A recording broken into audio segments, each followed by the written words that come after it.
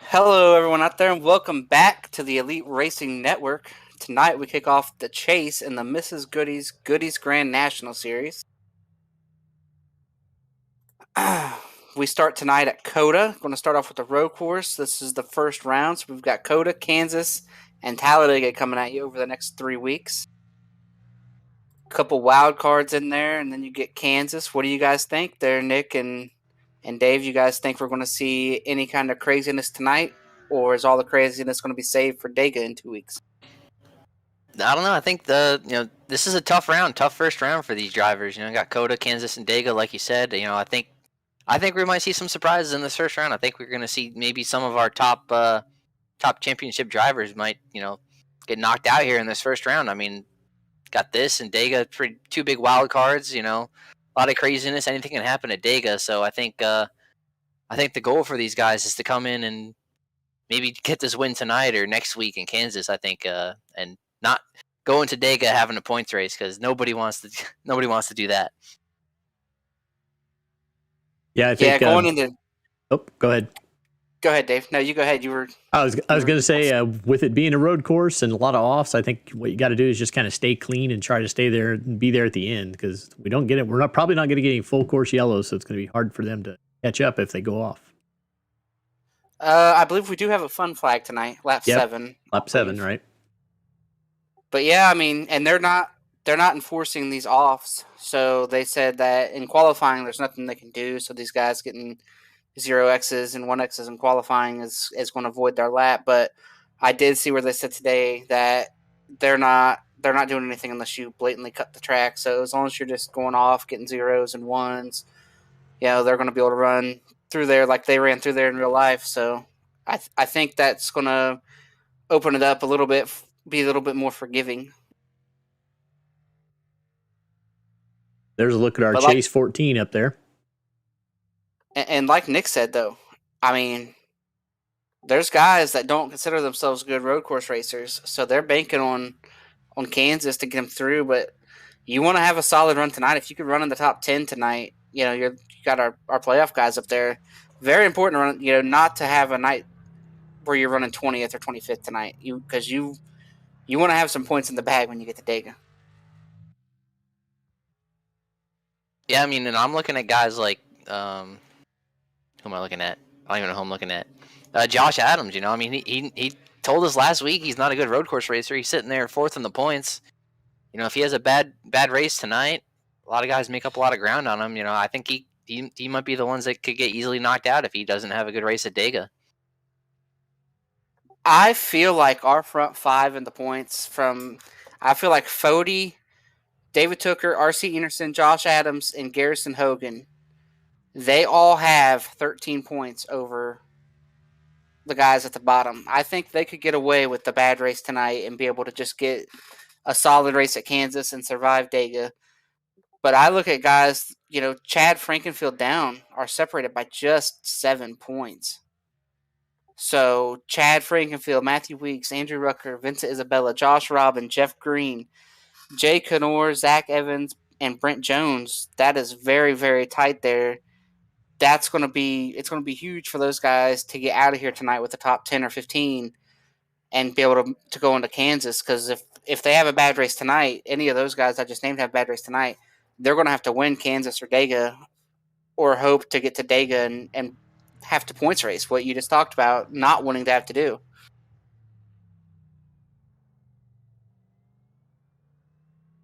Yeah, and I think being the only road course in the playoffs here, I think guys that are good at road courses like Tooker, Fody, Frankenfield, RC, they all have this race circled, as an easy, probably maybe not an easy win, but for them, they have it circled to punch their ticket into the next round and not have to worry about it. Yeah, and looking here, I've seen R.C. Enerson still has not put a lap down. We've got about a minute and a half to go in qualifying. We've got Tooker, Fody, Frankenfield, Canor, and Weeks as our top 5 right now. With no lap, like I said, yet from R.C. Enerson. He is on the track there. Looks like he's putting down a time now. So we will have to wait and see what that looks like. He was the fastest car in practice. But real quick, while we're waiting for qualifying to wrap up here, I want to give a shout out to all our sponsors and everybody that helps make this thing happen every week here. Everybody at Mrs. Goody's Goodies, main sponsor of the series. Everybody at C2 Freight, Blue Egg Marketing, and Powerhouse Recycling. Everybody at the Elite Racing Network, from Dave and Nick all the way to Chad Frankenfield. Of course, none of this happens without Chad and putting this Elite Racing Network together. And of course, these broadcasts wouldn't happen without a great producer like Dave. So everybody needs to send Dave a bunch of thank yous and whatnot. And it looks like RC did get that lap down. He is now the pole sitter. You think he was just making us wait, making us sweat it out? Like, oh, I wonder if something's wrong with RC. And then right at the end, he goes to the top. He watches our show, watches them back, so he knows how to play a little drama.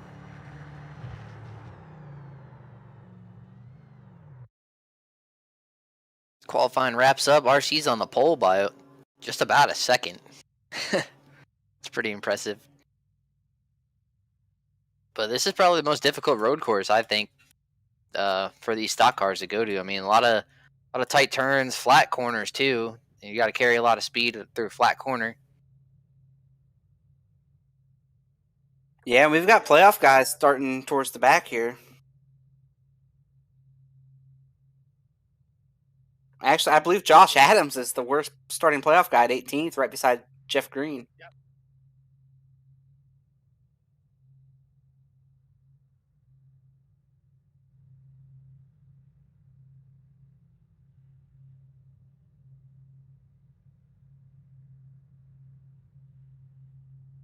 Well, as we roll through the rest of the grid here, who do you guys got for your picks tonight before we get rolling? I'm going to take Enerson. Wow, that's a pretty... I never go out on a limb. I never go out on a limb. Yeah, that's out on a pretty thick limb there. I don't know. I will take, I will pick the guy that I jinxed a few weeks back. I'll take Tyler Fody tonight, starting third. So I'll take him to win this first race in the first round. Do we have a Rich Strike long shot of the race? Yeah, I'm gonna go with the 6 car, Zach Evans. I think he's sitting down there near the bottom of the chase right now. I think he's gonna go out there and have some things go his way. I think he's gonna get the win, at least the top 5. Don't let me down, Zach. Well, if Fody gets wrecked early, I'm going to hear about that. Hey, we saw what happened when we picked him in that F1 race a couple weeks ago. Yeah, but I'll take my chances. I'm going to, it's like who was it? John Roberts, who used to stick with the Biff. So we're gonna stick with Fody here. That's what I'll do. I'm gonna stick with Fody every race in the playoffs until he wins. Once he wins, I'll start picking somebody else.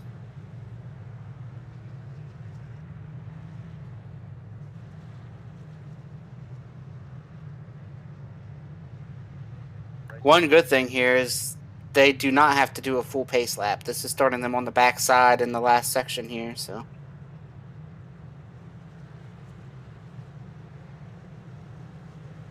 Once again, we have a fun flag on lap 7. It is 33 lap. And for those of you keeping up at home, you can run about 18 to 20 on fuel. They have 3 sets of tires in the pits.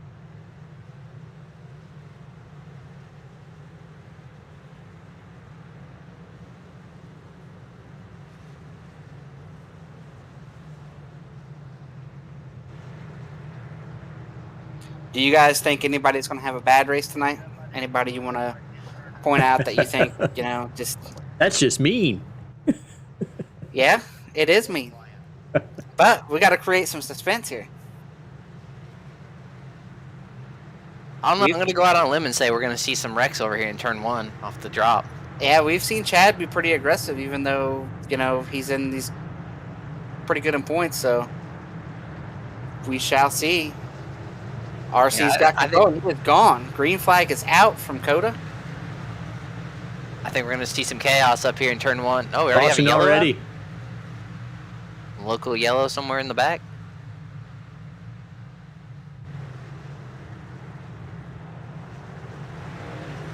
It's not front guys are through. Lots of. We got a spinner right there. It's Joey Chapman. Spins out. A little bit of contact with the guardrail. He's rolling.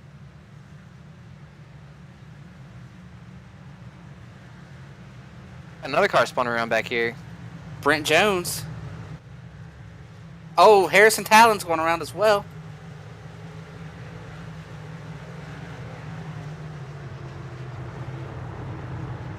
Chaos all over the track. Well, it wasn't turn 1. I was a couple corners off, but... Well, after turn 1, it was every corner through the S's. Somebody was spinning. Taking a look there. Oh, Harrison got over on the turtle. Oh, Matthew Weeks is around. That's a big playoff implications there for Matthew Weeks. And these cars are just look so on edge at coming out of these flat corners. I mean, had what, three or four cars wrecked there in the first half of a lap. I'm gonna have to turn off the little caution thing. It's getting thrown on the local cautions.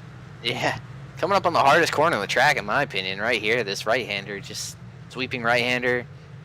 See a lot of spins down here.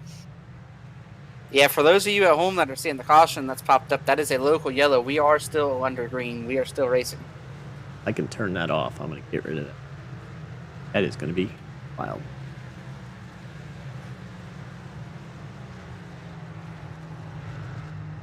There we go. Got to make adjustments for road courses. Yep, it gets a little chaotic at times.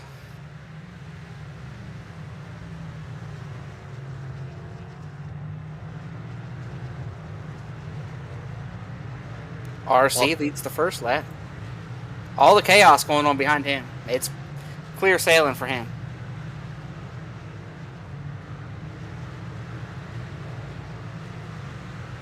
Trying to scan, see any incidents going on. I had my camera set to focus on crashes, and it was just dead set on Josh Adams, so I don't know what that's trying to tell me, but... Yeah, after the first lap, we have RC Enerson, Tooker, Fody, Frankenfield, and Thornquist as our top 5.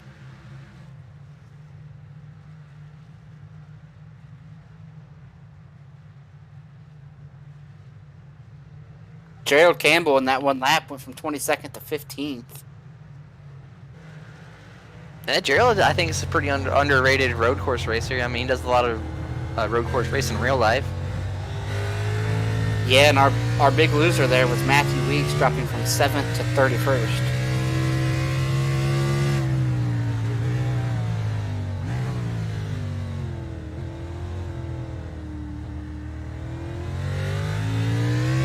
I think it's tamed out now. I think it's a little bit tame. Guys just trying to settle in.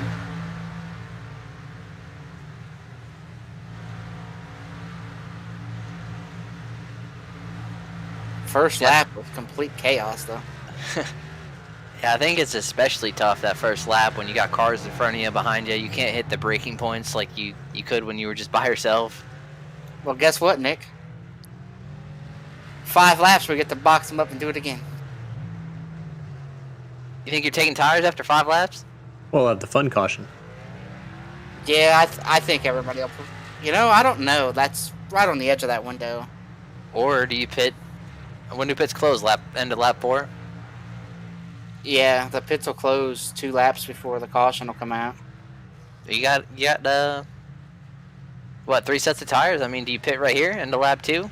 Take a set right here? No, I am not. There's no way I pit on lap 2.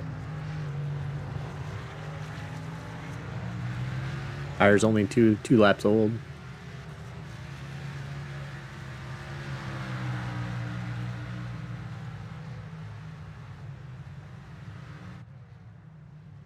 could see some strategy play out here. I mean, if you're the leaders, do you come get tires? Do you stay out? If you're a guy like Matthew Weeks spun around back there running 21st, I mean, do you stay out, get that track position back? I could see staying out being a benefit.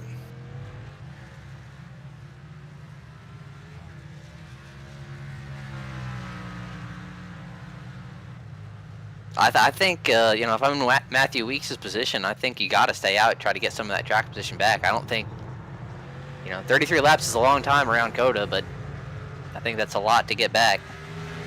Well, I mean, when the caution comes out, you're only going to be maybe 7 laps or so outside of your fuel window. Joey Chapman with it off.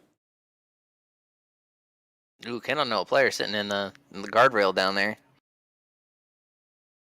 Oh, Jari is. Oh. Jari's wrecked hard. Yeah, hard crash. That car is pretty hurt. Checking out Joey Chapman spin, then I'll jump to Yari's. Yeah, it didn't hit nothing, but those S's have claimed quite a few cars tonight so far. That 24 hit some guardrail, and it hit pretty hard.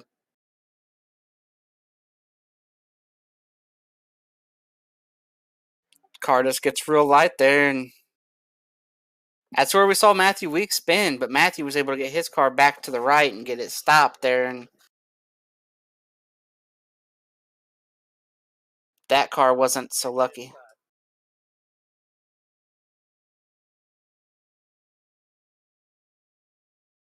Oh, he hit the big turtle. That's the one you don't want to hit. But there's a lot of room there. These guys seem to be able to make mistakes in a lot of these places and get away with it.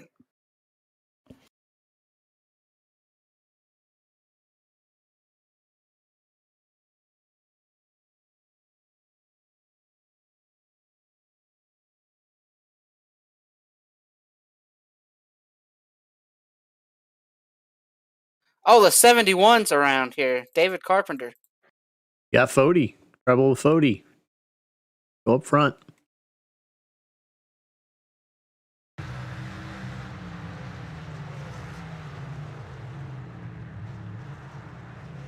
I think David Carpenter. Yeah, Cody got in there a little bit hot. But I think David Carpenter just missed a break point and almost ran Josh Adams over and chose to wreck himself instead of Josh. Oh, Chad's in there. Oh, yeah. Look at all that rear brake. Wow. He's happy there's a lot of paved room out there. Extra 5 feet, he probably would have been in the tire barrier down there. Here was Carpenter's incident. Yeah, I think he just missed a break point there.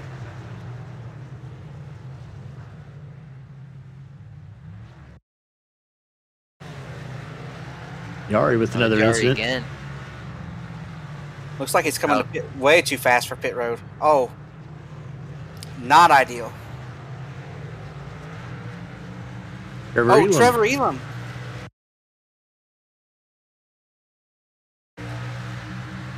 Jeff Green behind him in the C2 freight machine. Trevor just he just got in there too hot. Yeah. Yeah, it looks like they got a lot of rear brake in these things, huh? Rear brake makes it turn.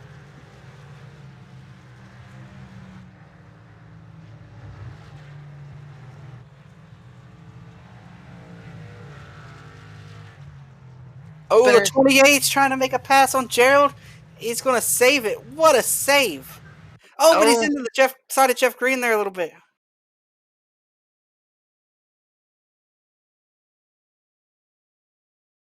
Mark Keeler. Oh. I thought he was going to head on the wall. I don't know how he stopped that thing. I wonder if that's what he thought too for a minute. Richard Hines had a crash. A lot of problems in this corner too. This sharp left-hander. It's like 3 cars the past lap. I believe that's turn 1. So you're going down a long straightaway and you're getting down there. I don't think that's turn 1. It's either turn 1 or it's on that back stretch there down into that heavy left-hander. I don't know. Too many turns here. It's like turn 7, I think. I don't know. I can't count them either.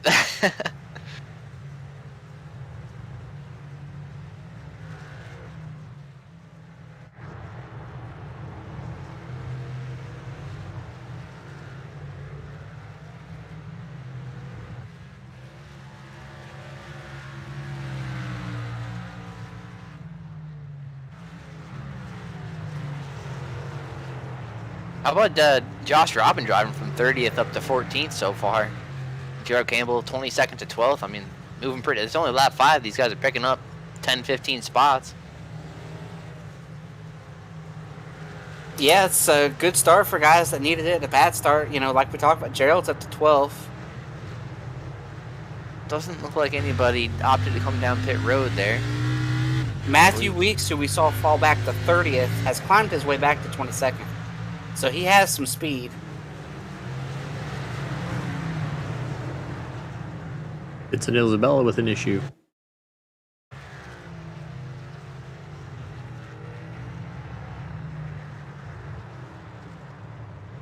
Oh, a little spin. We've seen a lot of spins, but we haven't seen a whole lot of heavy hits outside of that 24. Big pack of cars, pretty close.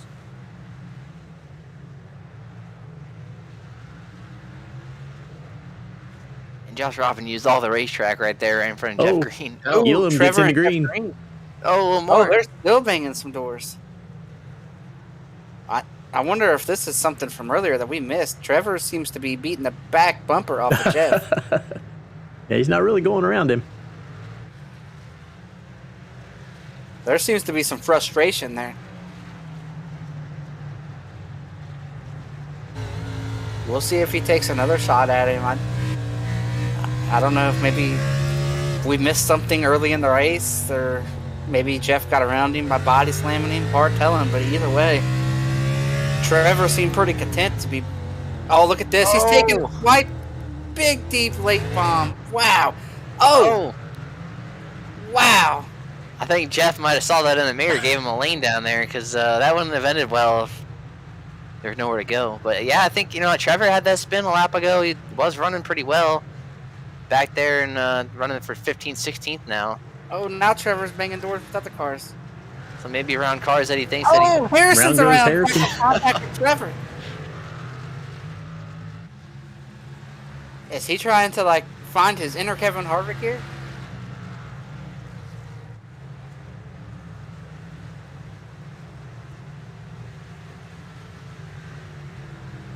That's twice we've seen Harrison go around now. And Trevor is sliding all over the place. Yeah, Trevor seems frustrated. I don't know what's went on and what's happened, but he is being very aggressive here.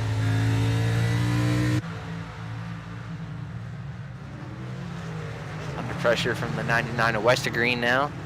And Matthew Weeks is coming up to this group of cars.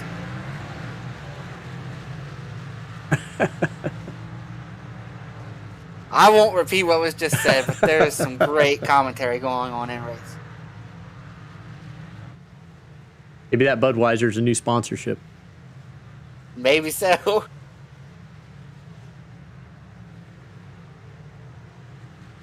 Matthew Weeks taking a look here, coming through. And the fun flag is out.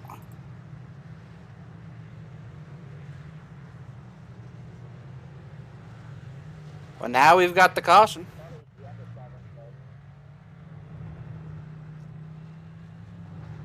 Now what do you do?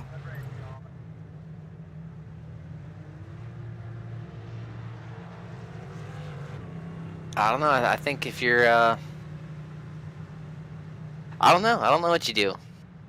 6 laps on the tires. Go another about 7 laps. You can make it on fuel, right, Chris?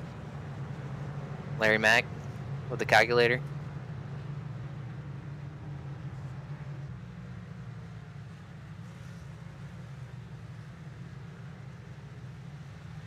I mean, it looks like the fall off is pretty drastic. I mean, a couple seconds.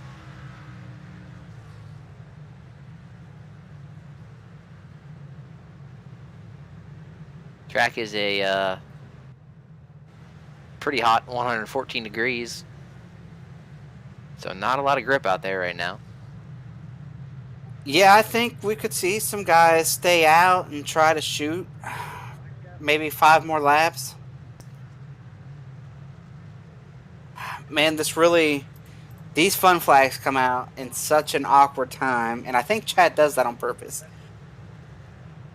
I know Chad does that on purpose. He wants a green flag stop. So it's just, you're just outside of the fuel window here. By the time we go back green, you're going to be 5 laps outside of a fuel window. But I'm like you, Nick. I don't know what the fall off looks like. I don't know what the tire wear looks like. I don't know. You know what I mean? Like, it's such a interesting spot to be.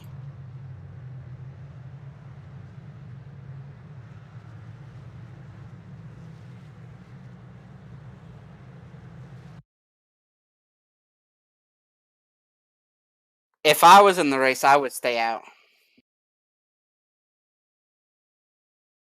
What do you think, Nick? What if you were in this race? Would you choose to pit here, or would you choose to stay out?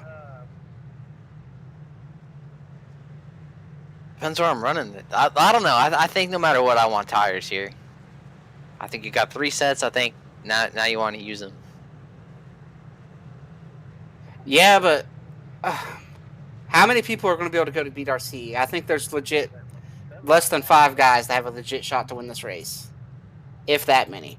I think Tooker, Fody, we'll say 5 guys. Those first 5 cars. Those 5 guys have a legit shot to win the race. Everybody else, with points for leading the lap and whatnot, if you think you can get into the top 15 later in the race and get an extra point here for leading the lap, that's the only way you're going to get that.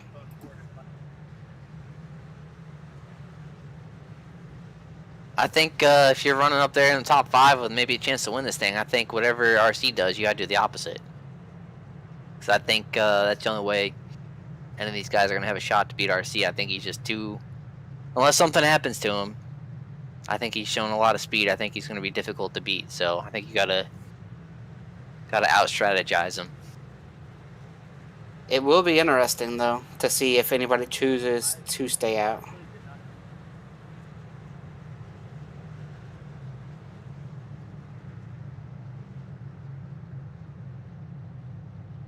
I just think the run was too long. I think even 6 laps around this track, I think it's too much to stay out. I think you're going to be giving them a lot of time.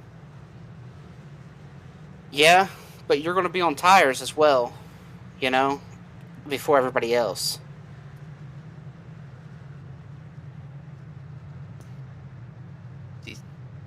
Somebody's staying out back there. Looks like a loner. It looks like Josh Adams. We have seen Josh Adams do this. Josh Adams, takes advantage of this, gets a lap led. He probably won't lead this one, but, that's the only way you're going to lead a lap.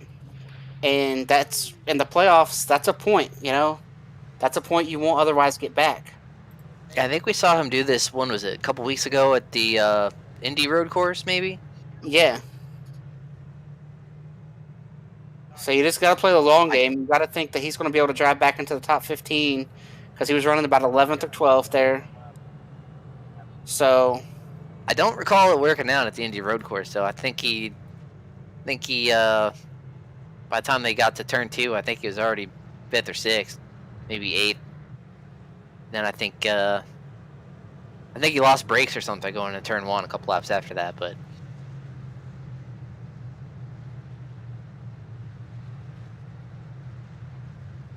Yeah, I seem to recall him hanging around upside down somewhere in that race.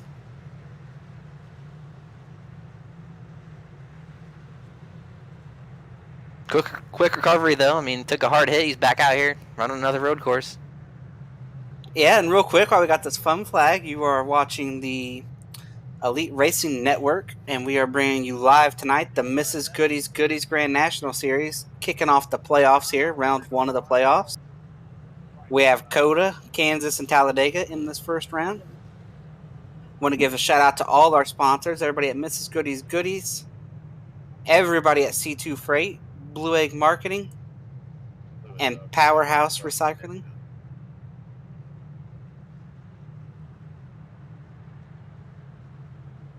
None of this happens without Chad Frankenfield as well, and everybody at the Elite Racing Network.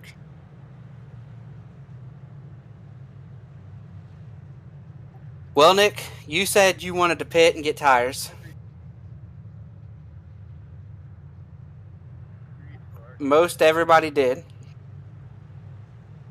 We got 3 cars that stayed out, though. We've got the 56 of Josh Adams, the 81 of Joey Chapman, and the 24 of Jari. Jari Brubacher. There we go. Dave coming in clutch right here. And Chapman and Brubacher have already stopped due to accidents earlier, so Adams is the only one on the track who hasn't stopped.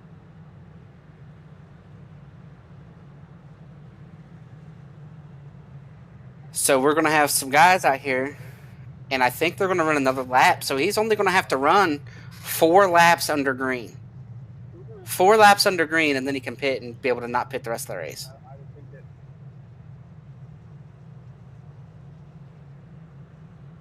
I don't know, though. I mean, that's a long way to go on a set of tires here. I mean, do you really want to go 20 laps on set of tires?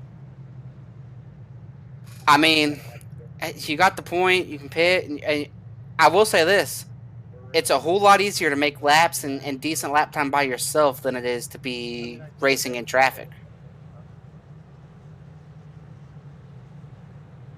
Very true, but I think it's going to be a tough couple laps for him here under fire from for all these guys up here.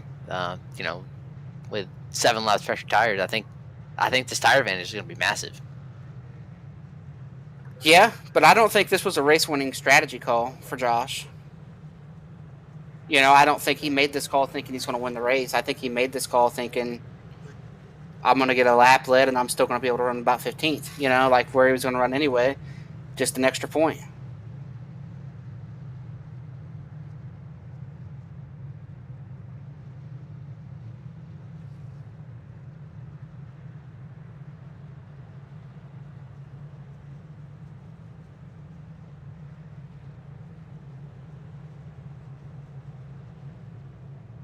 Should get 1 to go this time.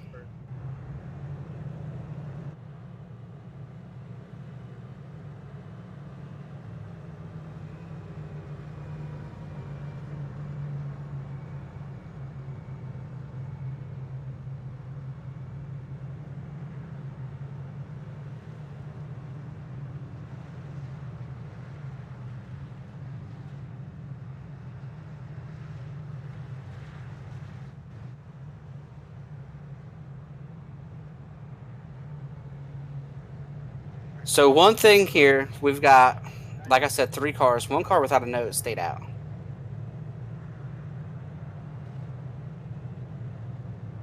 We have, it's like a tornado watch. You know, you get a tornado watch, all the ingredients are there. You just need to put them together. Well, I feel like we've got a wreck watch. Everything is there for us to have a massive pile up. We have every ingredient. We have guys on old tires, guys that are pretty destroyed, and you know the 24 and 3rd has no nose. The guys behind them cannot pull out a line before the line. They can't get a better start and pull out and make a pass. That's a penalty. It's a black flag. So at some point, this thing is going to accordion pretty hard. Yeah, I think this is going to be pretty wild down here in turn 1 for our lead group here.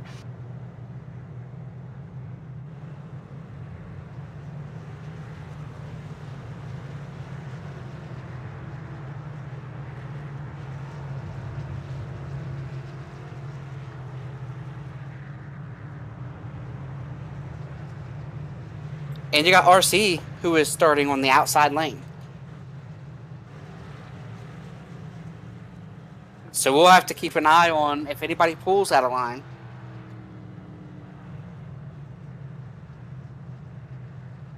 If anybody's going to get a black flag, like this is the big moment of the race right here. I would not be surprised to see us get a full course yellow right here again.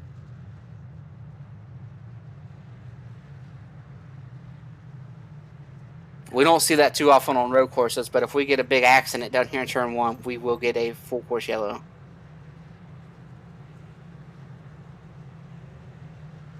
And one thing I want to bring up here that we haven't talked, Chad Frankenfield is 28th. Long stop there. I'm not sure. Oh, he had some damage. He was working on some damage repair.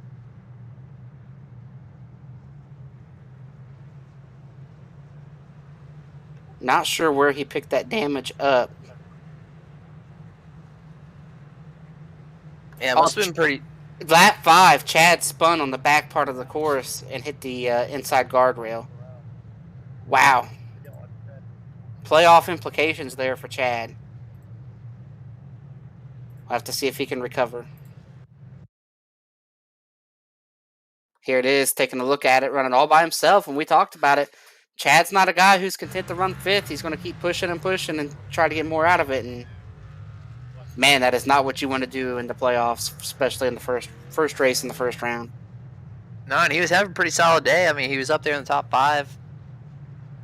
Set for a pretty good points day, and then just that one slip up.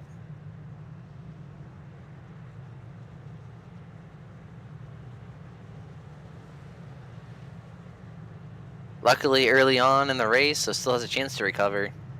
And luckily, pace laps are about 5 minutes here, so he's got plenty of time to fix damage. Yeah, it looks like the exact time for a pace lap there is 4:31.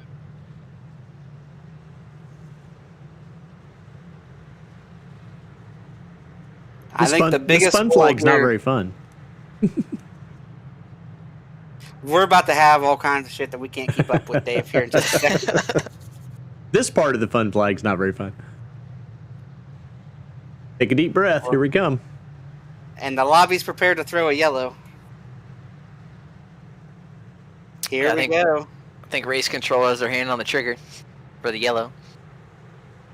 Josh Adams bringing him down. He is gone. Tucker gets a good start behind him. If you're going to take it maybe 3 wide here. 4 wide. Oh, they're going to try to get 4 wide down here into 1.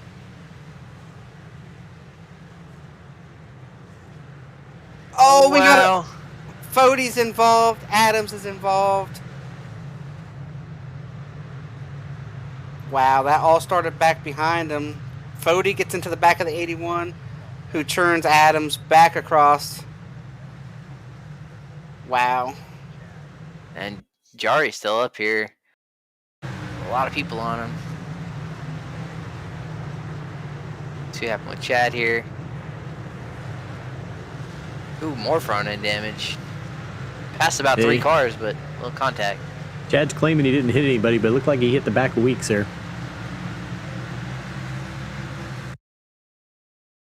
Go in car on that.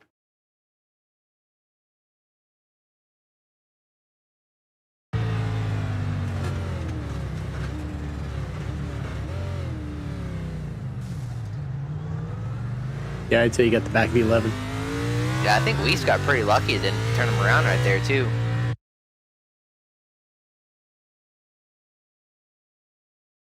Yeah, here's turn 1, just 4 wide, and the 81's way out wide. Yeah, he's trying to avoid room down there. Fode got into the back of him. Yeah, Fode turned the 81 into the 56. Yeah, and, you know, being the car on the outside going up that hill in turn 1, I mean, you have no idea what's going on your left side. It's just such a blind corner. So Joey just went way wide to give him all the room he could. They'll end up getting turned around.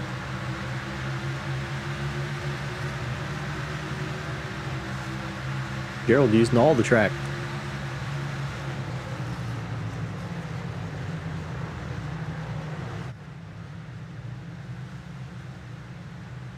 RC back out front.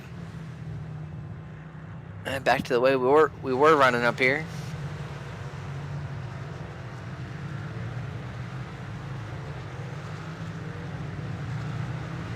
Major stack up here into the last corner. Yeah, we have big contact back here between Joey Chapman and Tyler Dixon. Joey, Well, I think that started with Josh Adams into the back of him too. oh yeah. Yeah. Something happened to the 79 there and slowed up. And Josh got into him, and then Joey got into him. Not sure what happened to Tyler Dixon, but that car just stopped. That was not the brake zone or anywhere near it just yet. Yeah, that's a pretty hard hit right there.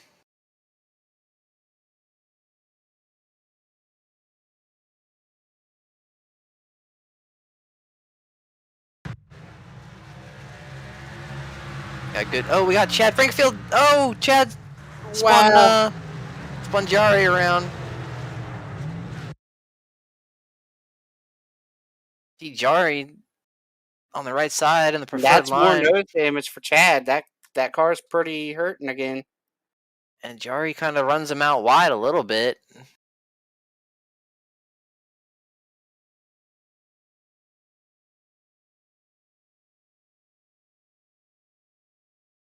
I think if you're Chad, you got to be a little more patient. Yeah, I don't you know. See how That should be a tally, shouldn't it? I mean, we have tallies in this race. Only if it causes a yellow. I think it's got to cause a yellow, but I'm just speaking in general. Like your playoff spot. You were running in the top 5, and you spun yourself out and got damage. And you just got to be more heads up coming back through the traffic too. I just don't understand. Trevor. Trevor. Yeah. Saw him all over the place earlier. Still all over the place. Having some trouble getting the power to the ground. Oh, wow. Jesus. Who is that, Dustin Dewar? This is a demolition derby. And I think whoever's in front of Trevor, man, he just he doesn't care who it is. He's just gonna run in the bumper, give him a little signature mark in the back. Oh, Kendall's around. Ooh, hard hit for Keeler.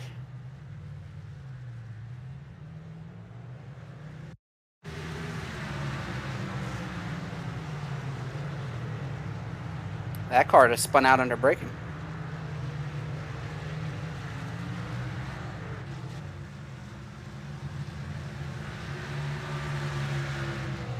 Well, Jeff Green has cracked the top 10. In that C2 freight machine. Yeah. Got Rucker and Chad right behind him, though. We saw Chad trying to get all that ground back. He's almost back in the top 10 already. Yeah, but he's used up a ton of his race car to do it, literally. Not talking about tires. Goody with an issue.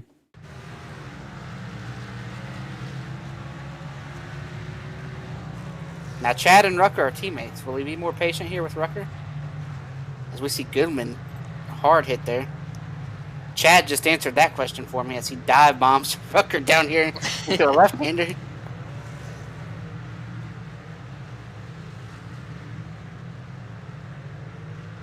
Coming up behind that C2 freight machine. Great sponsor, does a lot for everything here at Elite and being one of our main sponsors across the board.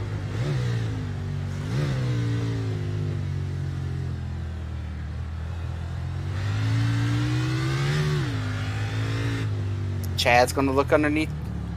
Long ways back. Chad's already taken a look. There's a bump. Oh, into the back of Chad is Rucker.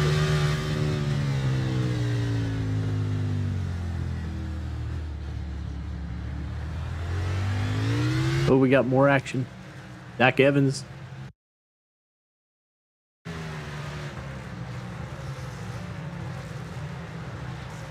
No, Zach was my pick. Come on, Zach. He stays clean. He's laying Looks rubber like. in an outside line. He didn't spin out. All right. That car looks pristine. Chad taking a look here. Will there be contact between him and Jeff? Still catching up on some of the spins. Michael Oh, Hope. right in front we of have seen Talon. that 51 evolved in a bunch of different incidents.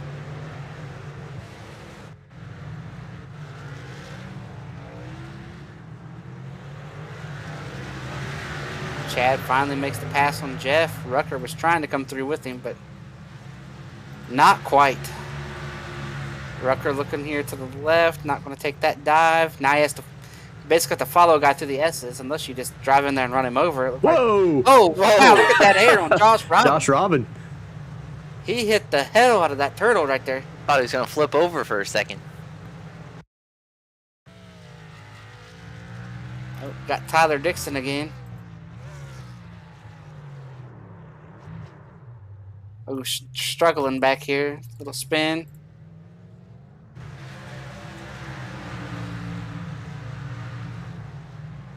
Chad is now passing the car that we seen try to take flight. And that of Josh Robin makes that pass.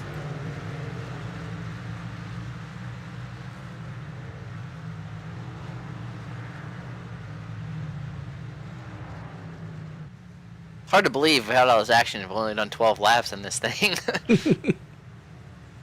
Yeah, if we could get one more fun flag, that would make things a lot more interesting right here.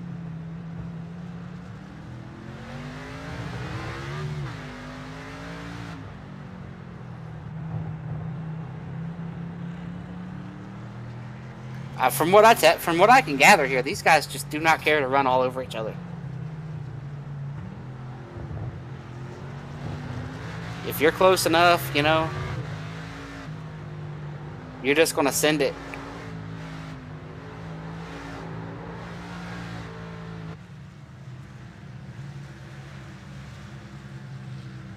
And I don't want you to think we forgot about the race up at the front. It's just this is the closest battles on track. You know, all this is happening behind RC, who's got a healthy 2-second gap over Tooker. Then it's 6 seconds from Tooker to Fody. Oh, the 28 gets in there a little hard, locks up.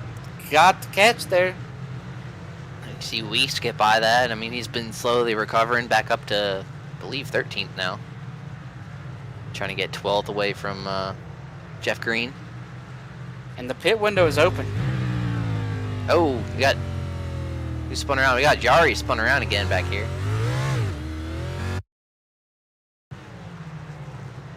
Ooh. And the 90. And Kendall. In tandem. And Brent Jones was able to get around both of them. I think he takes the long way around, doesn't he?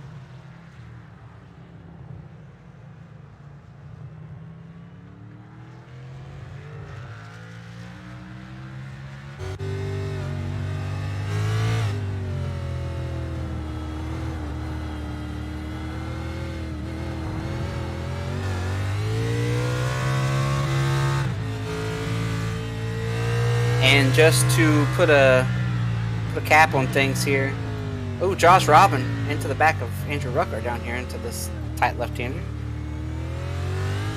Joey Chapman and Tyler Dixon have DNF'd. They have parked it for the night.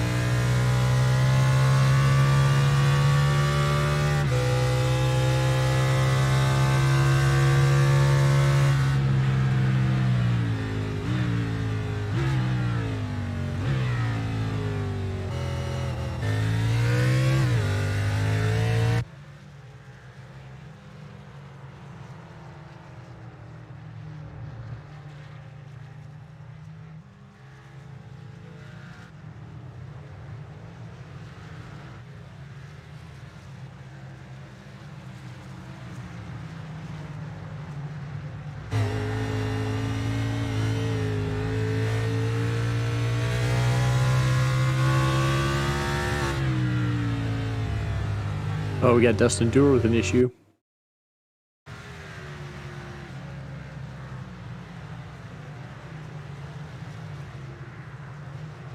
Oh, and they're just a little deep.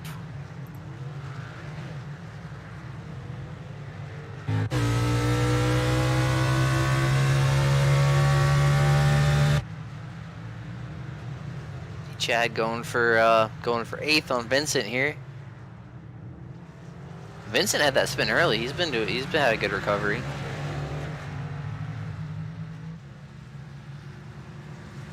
Weeks nearly spins.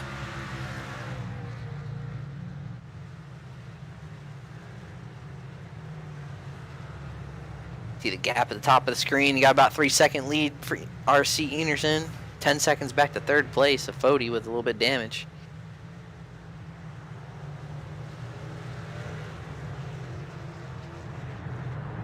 Josh Adams is making his pit stop.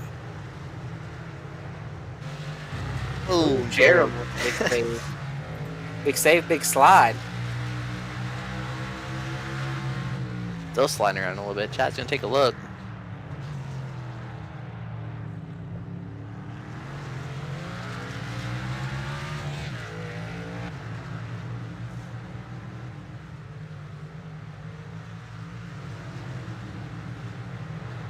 Will he take a look here at Gerald down into this next corner?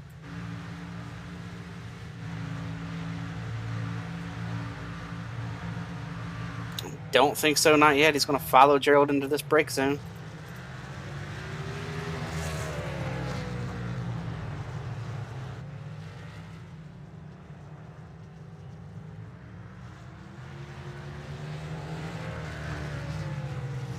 Chad wants to take this look so bad.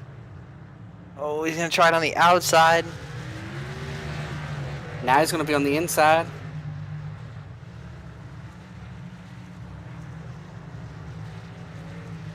Gerald's going to use a little bit of the runoff room. He's on the track. That was a nice arc. Oh, Chad's going to get down in there. Maybe give him a little bump. We've seen that quite a few times tonight where it doesn't look like Chad going to be able to make the pass, and like right when the guy in front of him was about to hit the apex, he sticks his nose in there. Yeah, I think that's why his nose is about ripped off the race car, too.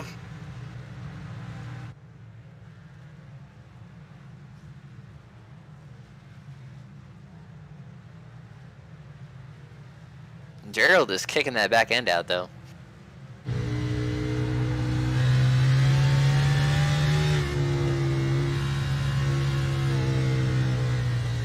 Yeah, going through the S's. He gained on Chad some getting through and into the S's there, but... Oh, we got Harrison spun around again. Not a good day for Harrison. That car has been involved in a lot of incidents, some his fault, some not.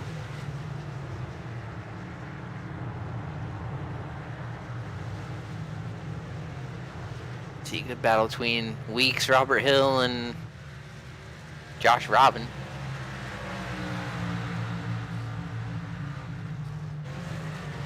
Robert Hill running sponsorless tonight.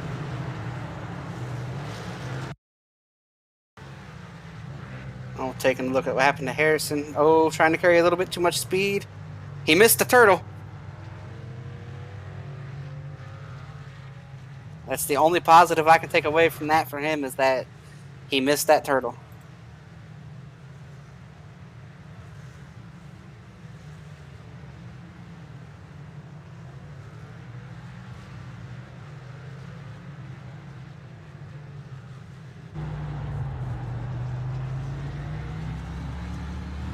Man, this is such like this section of the course is so sketchy to make a pass. You're constantly side by side with a guy on the inside, on the outside, sliding around.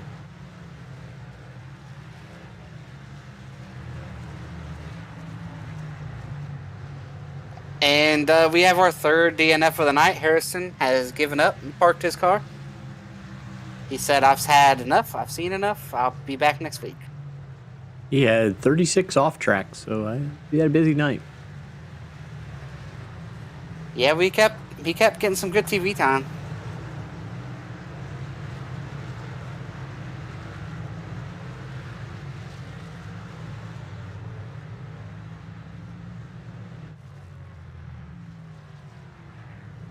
Taking a look at Trevor running around here in about 20th right now. Oh, got a couple crashes. Michael Hossack.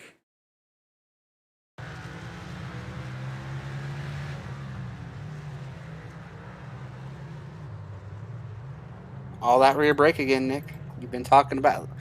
Oh, He's celebrating. 71. Who's in the 71? David Carpenter. Barely squeaks by This that. is coming off pit road here, whatever this deal is. I think it just tagged it as a crash because he stops. Well, he was pulling off pit road, and he said, "You know what? He's I don't having need to one of make the, any more laps." he's having one of those come to Jesus moments where he decides if he wants to go back out or not. Yeah, you know what? I think I'm done. I think that's it.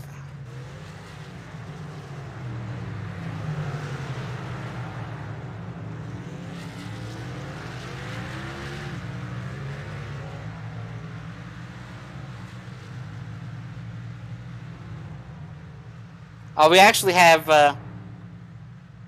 Harrison in the waiting room. We can bring him up and ask him about his night. What do you guys think? Yeah, sounds good. Let's bring him up. Hey, Harrison, this is Chris, Nick, and David here in the booth. We saw that you decided to hang it up for the night, take us through your night, and obviously involved in a few incidents on track. Yeah, our night ended early. Just couldn't get a good handle on the car around this track. Really, really felt like it was raining. To be honest, that's how bad the rears are lighting up every time you get on the throttle. So, yeah, I got involved in a few incidents there. Several my fault, and a couple that weren't. But we'll sit on this result and we'll move on to the next race. Yeah, looking ahead to Kansas next week. You looking to be a little bit more competitive there next week than you were tonight? And, I mean, so far this race right here has been super exciting. We've had some great racing, some great battles. But along with that, we've had a ton of, not just you having multiple spins. There's been many guys out here just really struggling to find the grip, and I think they're all looking forward to getting to Kansas next week. Yeah, definitely. Definitely some guys in our team, especially, looking forward to ending this race and getting back to an oval. So, same here, really. Well, all right, Harrison. Anybody you want to thank or any shout outs you want to give before we let you walk away here and we wrap up the last 15 laps here from COTA? Yeah, I got to thank everybody at Elite Racing Leagues, all of our sponsors. You guys always doing these amazing broadcasts. I got to thank Fueled Up, supplying great Camaros. Sometimes I unfortunately put a dent in them like tonight, but yeah, those guys are awesome. Well, all right, Harrison, come and talk to us next week for finishing top 3 instead of talking to us here while we still got a race going on. Good luck in Kansas. Awesome. Sounds like a plan to me. Thanks, guys. Not an interview that any Rucker. driver wants to have there. I think a lot of guys are in the same boat as Harrison there. I mean, I think quite a few guys are going to be feeling a little dizzy after this one, all the spinning going on. But it's just looks like these rears, man, just flying around, having trouble getting the power down. Not a lot of rear grip out there with the track being really hot. It actually cooled down about 10 degrees since we last mentioned it 10 laps ago, so maybe getting a little more grip, but not looking like it. But yeah, I want to give a thank you and a shout out to Harrison there, because he could have just left and been frustrated and been done. He chose to come up there in the waiting room and give us an interview and whatnot, and come on here and talk about his night, as bad as it was. So we thank him for that and giving us that insight of a lot of moisture, it felt like, was on the racetrack. Looking here at the 44 of Goodman. Look at that. It's going to pave some of that track out there. I think Harrison was telling us they added fluid to iRacing, Chris. That's what I was taking away from that. I've been saying it for a while. I think that it's been in iRacing for a while. It's not visible. Oh, somebody taking a shortcut over there. Jari? Yeah, I think that's Jari. The only car with no front bumper, Jari. Easy to see him from a mile away. Hey, you know what, though? That 24? Oh, he's a lap down, isn't he? Is he a lap down? He is. I was about to say he's still running top 15, but he lost a lap somewhere in all the scrambling and the shuffling. No front bumper, keeps the front tires cool, more grip. I like the strategy.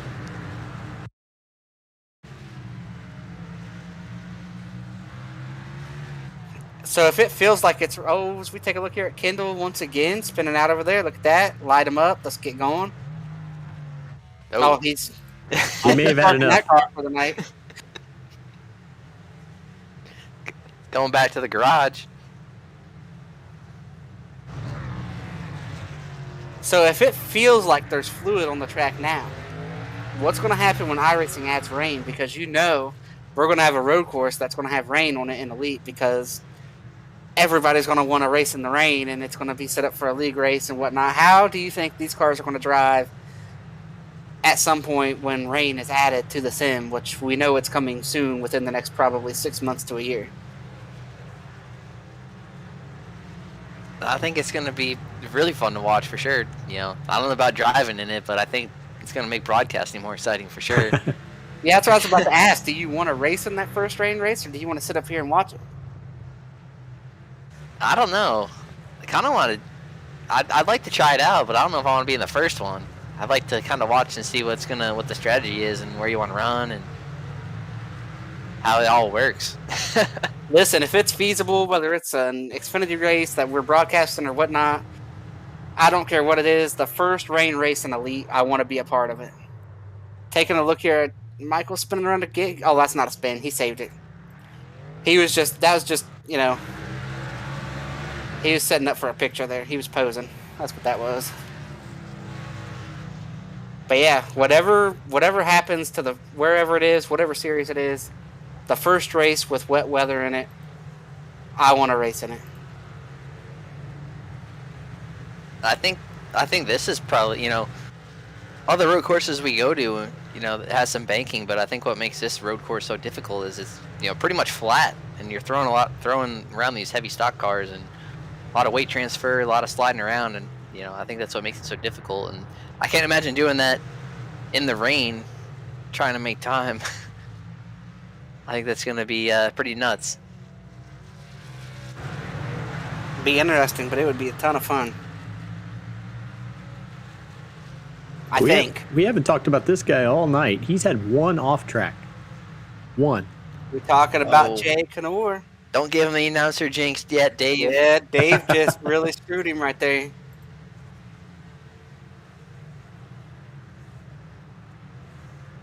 Sponsorless number 9. Somebody needs to come on board and get that guy some sponsorship. He's a playoff driver. Pretty much a lock for the rookie of the year, I think. RC's on pit road. We have RC pitting here.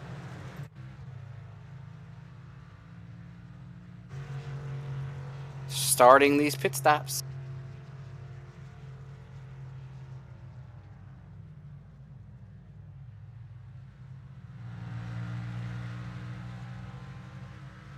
And Tucker wasn't really, I don't know, I think the lead was pretty big, actually. I was going to say he wasn't really going to let him get away, but... Seconds. It wasn't huge.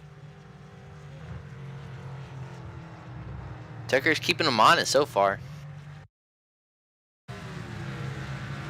Yeah, but I really like the strategy of getting that early stop done. He's gonna make lap time now, and man, Dave, you almost jinxed Jay there. I did, but he kept it on track. That was close. Weeks coming to pit road as well, handing the lead to David Tucker.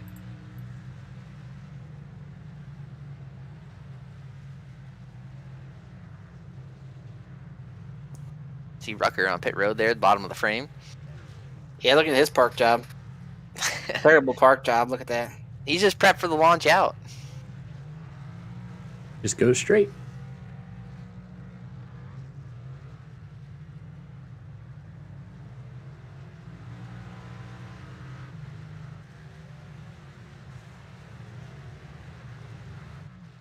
A lot of guys coming down pit road right there.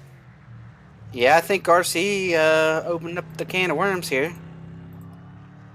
Oh, the 42 is spun again. He's just practicing burnouts, I think, at this point. Get it spun around, get going again. Jeff Green coming off the pit road. The 42 is way wide. Oh, Zach. There. Josh Adams comes through. The 99 of David Westergreen comes through.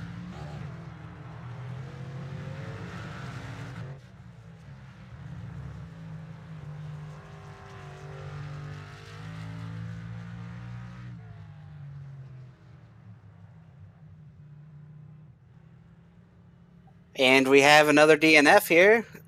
Kendall Noah player has loaded up and headed home. 46. Tooker comes down pit road. 46 off for Kendall tonight.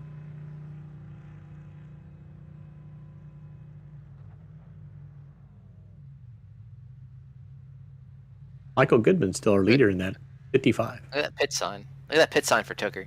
I like it. Definitely can't miss that. That's something you get to make in iRacing?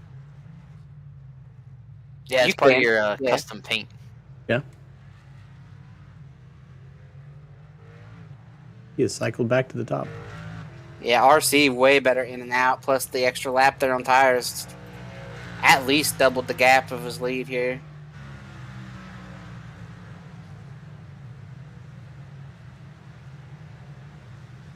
I should make my pit sign something funny. Never really done that before. It's always been my number. Did that put RC back in the lead already? He only fell back a little bit there, making that pit stop. He's back to the lead. He only fell down to like 5th.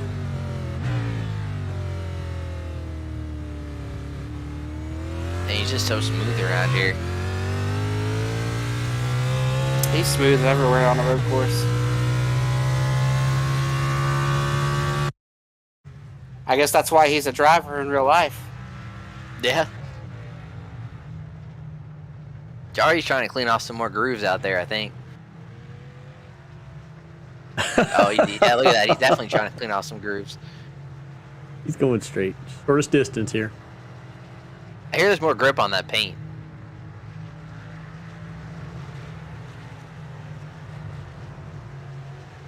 While we're talking about RC being a real-life driver as well, I hate that RC did not get the opportunity this year to try to qualify for the Indy 500. We saw him attempt to make the Indy 500 last year with Top Gun Racing, and they chose this year not to make an attempt. So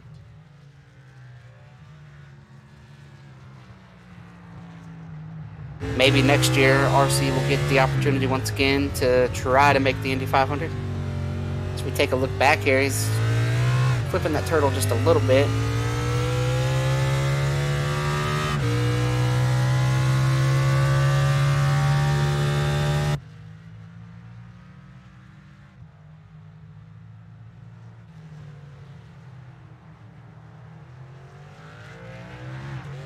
I was hearing of somebody with having some issues. Must be Chad Thornquist. Yeah, Chad Thornquist said that he was having some issues. Trevor Elam and Josh Adams just made some contact here.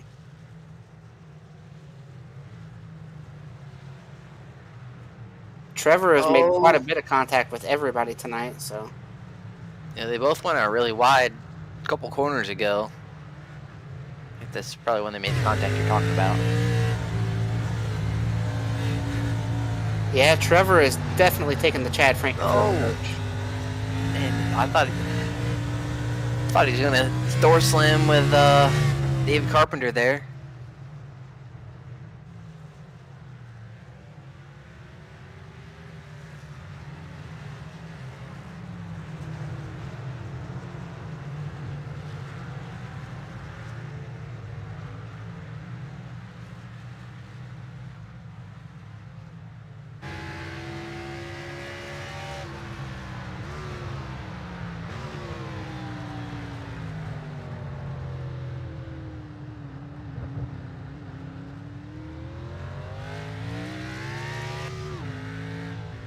Well, Chris, as a driver, what's your favorite section on this course here? My favorite section? Oh, turtle. I'd say the section that you're watching right now. I like the turtle. Oh, wow. Big turtle that time. I think we should just ride on board with Trevor here. The last 11 laps, I think we'll get some pretty good TV time, pretty good entertainment here. I enjoy that S section. It's very much setting yourself up for the next corner, kind of like at Sonoma, only way longer. You know, those S's, you know, are really really fun to go through, and when you hit them right, you know, it's kind of like the tunnel turn at Pocono. When you hit the tunnel turn right, oh man, there's not a more fun corner to run. But when you miss it just a little bit, man, you know it's really slow. And it's the same way with those S's at road courses like here in Sonoma. If you miss them just a little bit, you're giving up half a second. But if you hit it just right, it feels fantastic.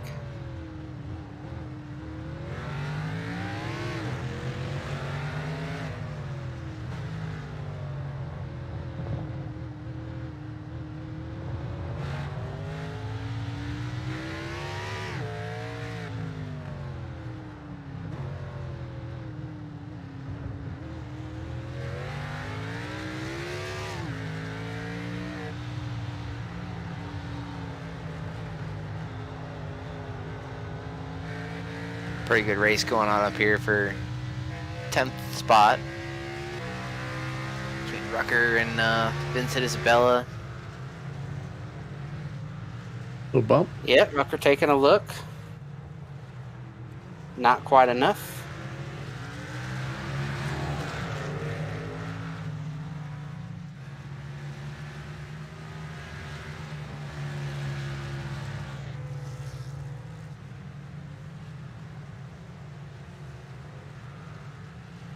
And not too far behind these guys is Gerald Campbell, who I believe just came out of pit road a couple laps ago.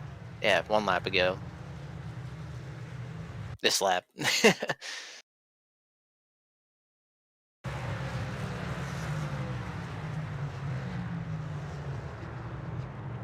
Oh, Westergreen.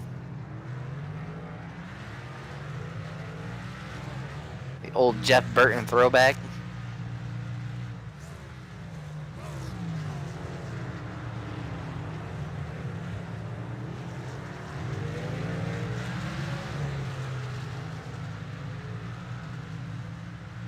Oh, we've got Brett Jones off.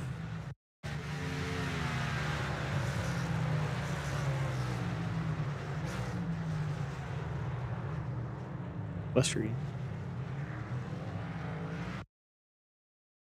There we go. Was that a different corner, or was that just what happened? A couple corners ago. Yeah, It's like a replay. it was a replay. the same one. Same thing. Oh. I was like, he did the same thing again? It's consistent. Looked exactly the same. Yeah, taking back a look at Gerald Campbell and Rucker here.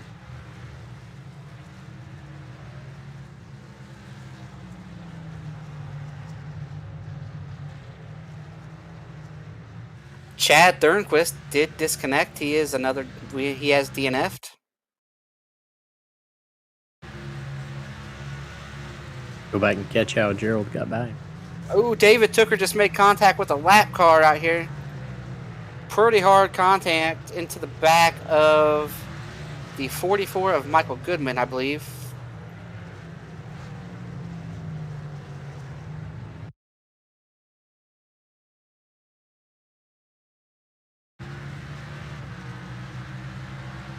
It is still over 6 seconds to RC, and then it's 14 seconds behind Tooker to Fody. So don't think we've been ignoring the lead. It's just there's not a whole lot to talk about up there. We've had great racing everywhere else. RC wants more TV time. He's going to have to let somebody close up to him and race him.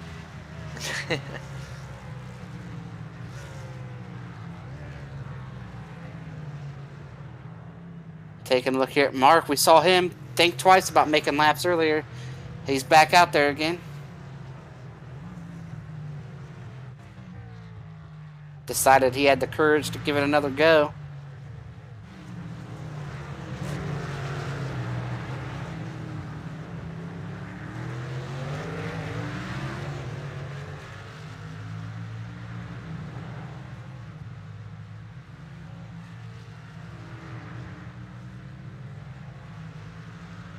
Taking a look here at Andrew Rucker and Jesse Rasmus.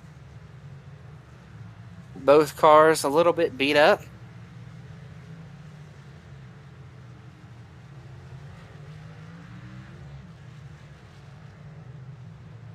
Nonetheless, they're racing for a spot inside the top 10.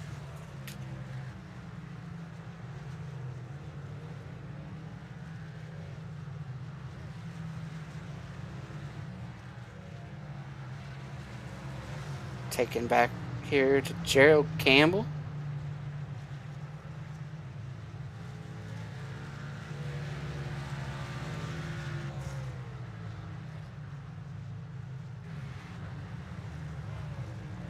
Using all that runoff room out there too. Every bit of it.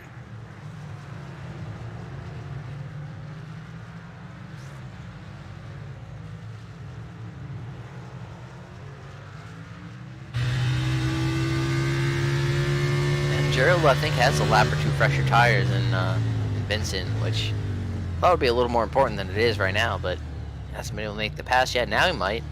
Yeah, Vincent missed turn 1 there just a little bit. Not quite yet, but he's all closed up now. Oh, Jesse Rasmus spun around turn 1. Back going again. That pass has now been. Whoa! Oh, Gerald Oh, hit the a turtle turtle. hard. Man, Super hard hit with the turtle. and yeah, you like with that section of S's, if you mess up one, you're gonna mess up the rest of them. Well, I On think he board got for the caught turtle ride. Man, he whacked Oh. that turtle. And you see how that just messes up his entry in that corner. Oh, Gerald just about spun. Oh man, Gerald all of a sudden is driving way harder than what the track allows over there. He was everywhere.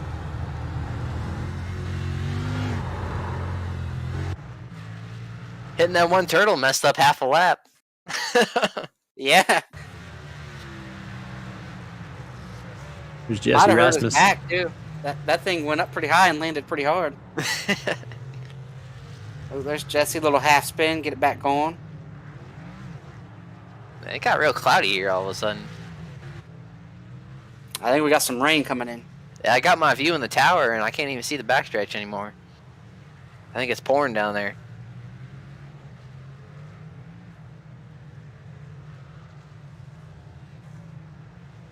RC is growing his lead.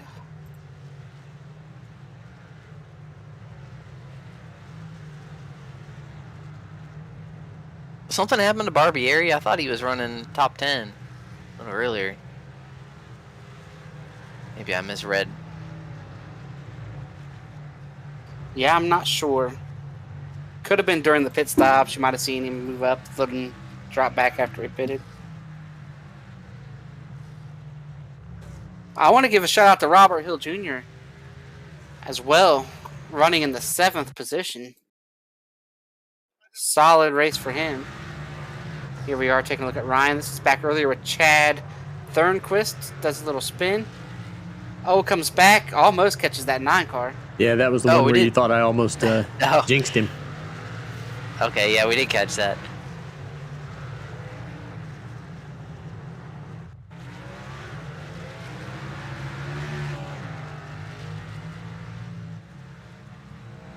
Been so many spins tonight, I can't remember who spun. But yeah, like I said, I want to give a shout out to Robert Hill Jr. Great run tonight for him. That's a guy we don't typically see up at the very front. Oh, Barbieri just whacked the turtle pretty hard. Absolutely. I think it might have been the same turtle that we saw Gerald hit just a lap ago. I got to put that on my list of things that sound bad but aren't. Whacking the turtle.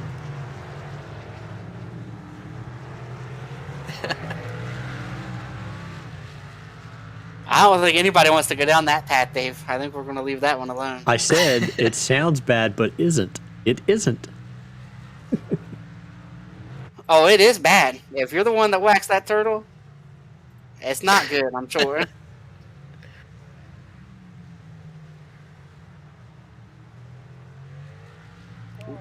Robert Hill racing Jay there, and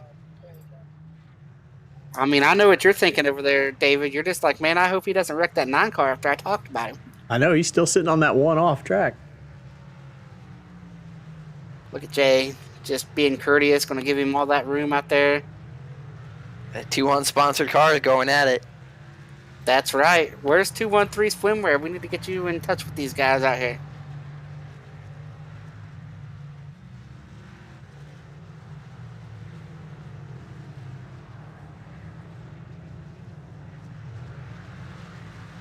Oh, Trevor Elam's off.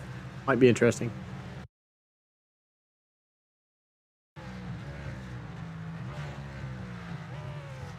It's been one of those nights for Trevor. He said everything but the pace car. And I think he'd hit the pace car if he could. That was pretty uneventful for him.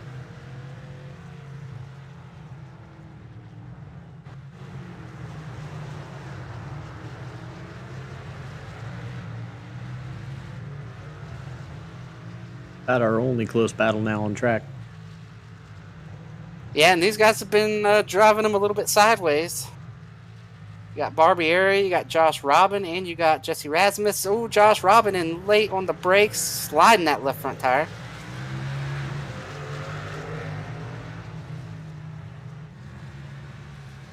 What was the pucker factor there, Nick, for Barbieri when the 8's coming at him, just sliding the front tire? Oh, hitting the turtles again. Yeah, it's, you know, there's not much you can do if a car's spinning out in front of you, you know, coming off a corner. You know, you can't really, you don't have time to correct and miss them. And No, I'm asking what was the pucker factor for Ryan Barbieri when the 8's coming at him in this mirror in a brake zone and he's got the left front locked up, still getting closer? oh yeah, same situation. There's not much you can do if somebody's gonna sail it in behind you. Especially, you know, these guys are having good runs. The last thing they want to do is, you know, loop it now with 5 to go. Cost them a decent finish. Or get ran over. I think the pucker factor would be bigger if Trevor Elam was in their mirror at this point with the way things have been going for him tonight. Yeah, it's not good. Oh, here we go, taking a look at Gerald. It's not good if we're having to show a replay of... You know, we it's got funny. Josh Robin, Jeff Green incident down there, both of them off track. That's Jesse Rasmus, is it not? Oh, was it? I thought it was Josh Robin. It's Josh Robin and Jesse Rasmus, is it not? Oh, Oh, that is Jeff Green down in there. Oh, look at that. somebody else is off track. Maybe they just went wide. Look at Jeff out there posing for pictures.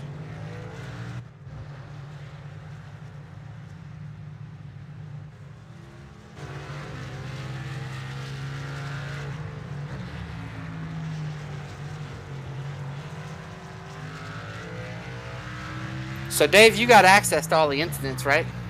Yes. Out of curiosity, has anyone went over 50 tonight? Yes. You're looking at him right in front of us. Josh Really, Robin's it's sitting Josh at Robin? 63. 63 incidents, and he's running 12. He is Get her not the done, highest. boys. Trevor Elam at 85. Well, I'm not surprised by that at all. Trevor running into people, getting ran into. Just Trevor's. Chad's I at, don't know if Trevor's had a clean lap. Chad's at 4th, and he has 52. Again, I'm not. We've seen Chad in a bunch of little skirmishes. And some of them he caused by himself. I have not been surprised with the guys that you have named with a lot of incidents. RC's just Josh got 6. He hasn't anybody near him. See, that surprises me because they said to be fast, you needed to be all over the curbs and getting those 1Xs through the S's. So the fact that RC is sitting at 6 tells me that that is not the truth.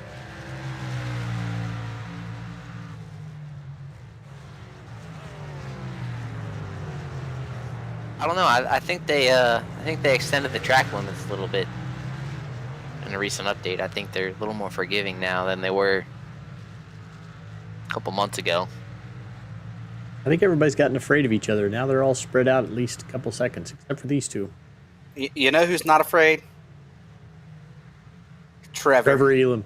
That's right. If he can get around somebody, he is not afraid. Let's go check in on him. I think he's just by himself. Turtle. Oh, look at that. He don't even need to buy around him. He just want to run over the turtles.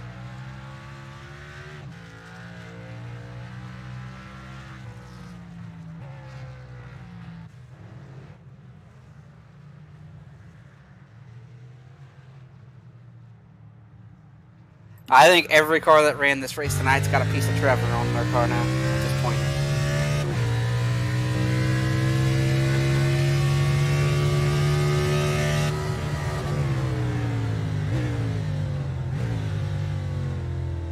And Jay having a solid night. How about Matthew Weeks? We talked about him earlier. He's back in like 25th, 27th. After a couple incidents to start. First lap win, right? Yeah. First lap win, so. Top 5. He has been caught by Robert Hill here, so that race for 5th is going to heat up.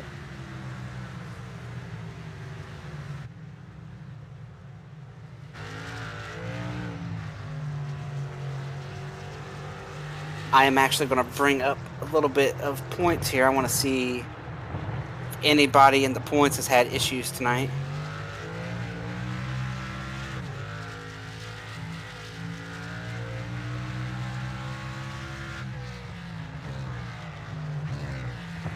Yeah, and this, looking towards the bottom, I mean, this would be a big night for Jay Canner down there. I mean, if he can close this thing out with a solid finish, be looking pretty solid coming out of the first road course. Yeah, I think the big loser is going to be Garrison Hogan, not even being here tonight. Oh, stop the car on the track. Of course. What's Chad slowing down for?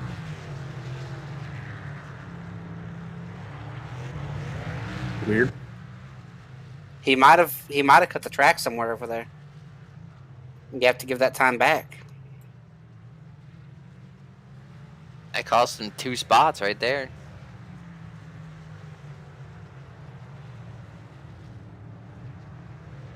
So yeah, I mean, none of our, and the guys that are running down there towards the bottom, like Josh Adams, had some points over the cut line to give. Oh man, yeah, he wasn't even stopped like on the left side of the track. He was stopped right in the braking zone on the right side of the track. Yeah.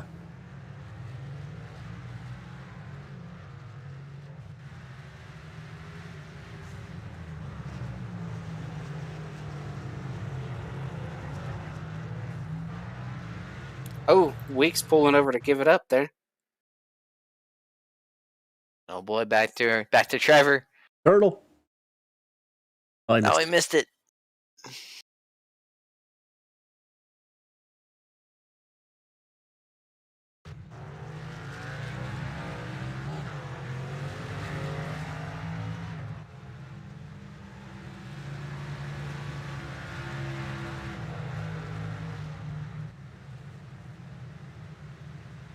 Coming through the S's here.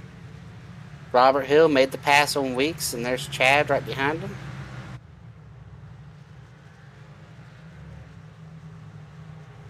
And Tucker's been running lap times comparable to RC, but I mean he's just 7.5 seconds back. Nothing he can do. But I think if these two were close, I think we might see a good race. I think Tucker found some speed. I know RC's probably at this point not pushing as hard as he was either, but. Oh, Chad taking a late look here on Matthew Weeks. Nearly gets himself in trouble.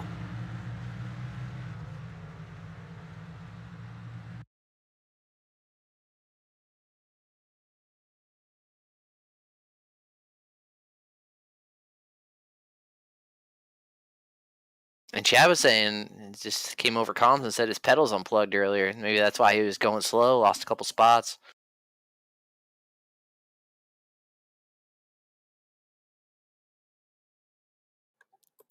Could have been worse. He could have, had a hung throttle. Yeah.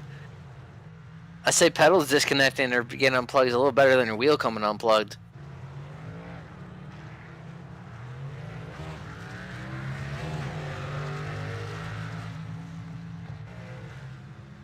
It took her about half a second faster than RC last lap.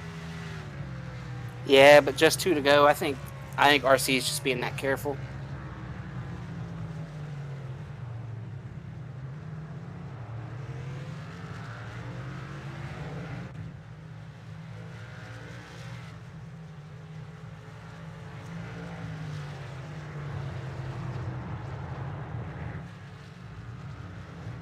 Give some love to the guys up front. We've kind of ignored them most.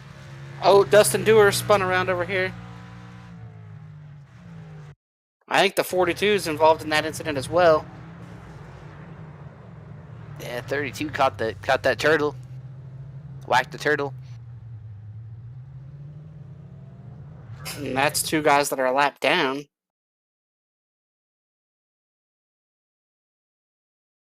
Just as you were about to give love to guys running up front, I they know. decided to wreck one more time for us. Tyler Fody, my pick to win this thing, going to come up a little bit short here tonight in P3. But a great run to the playoffs, so I'll be taking Fody again next week in Kansas, it looks like.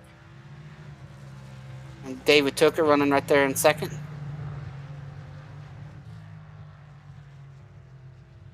Everything that has happened tonight has happened behind RC.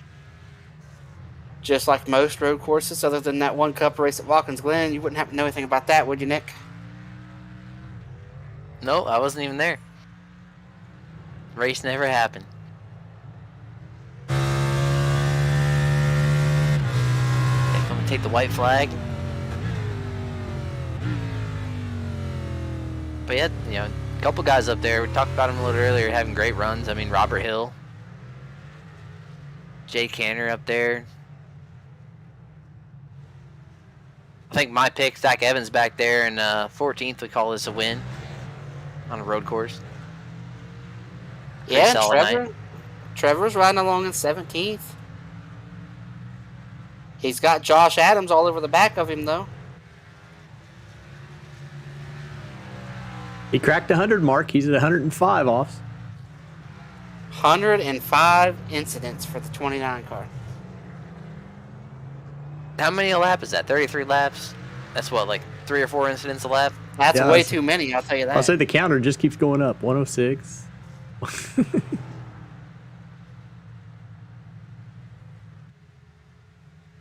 And it's not all off tracks either. Not every incident's been off track. He has hit every car in this field, or every car in this field has hit him. Probably depends on if you ask everybody else or Trevor.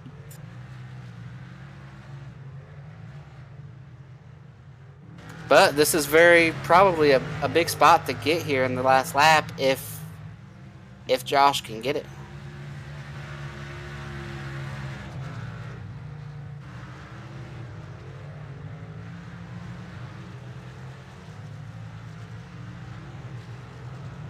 Taking a look here at Ryan Barbieri and Andrew Rucker. A little defensive line down in the 1 for Rucker.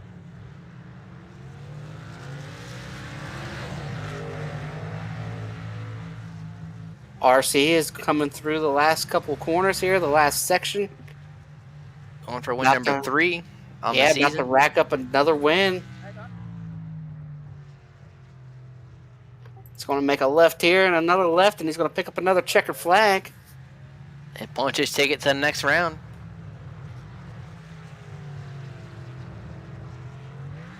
RC comes off the last corner. He comes down the front stretch, and he wins at COTA.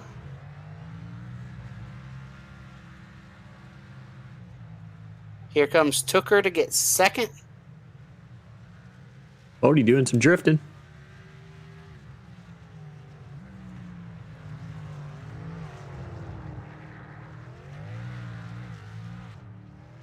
Tyler Fody's going to come home in third. RC's already burning it down up there in turn 1. We haven't even had 4th place finish yet.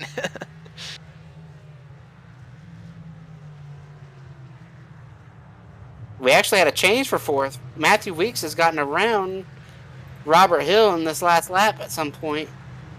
So he's going to have a shot here. Robert Hill's going to have a shot down into one of these lefts if he wants to take it.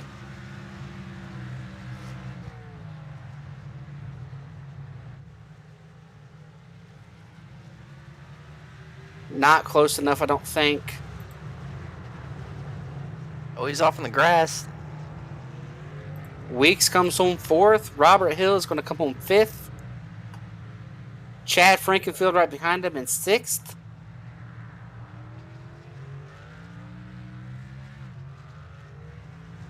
Jay Canor is going to come home 7th. Oh, he had a second off. He had 2. Oh, we got some contact back here. Josh Adams and David Westergreen.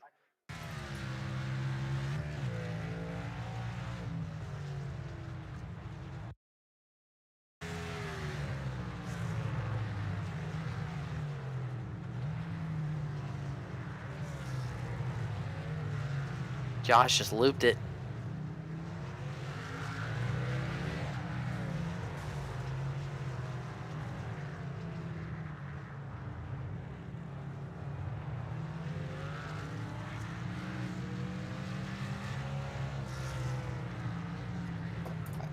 Well, boys, not a good last lap there for Josh Adams, but he only had a couple spots to give up. Trevor comes home 17th. I think that's something we should hit on. Sorry, 16th. Trevor comes home 16th. Something happened to David Carpenter in the last lap, and he went all the way to the back.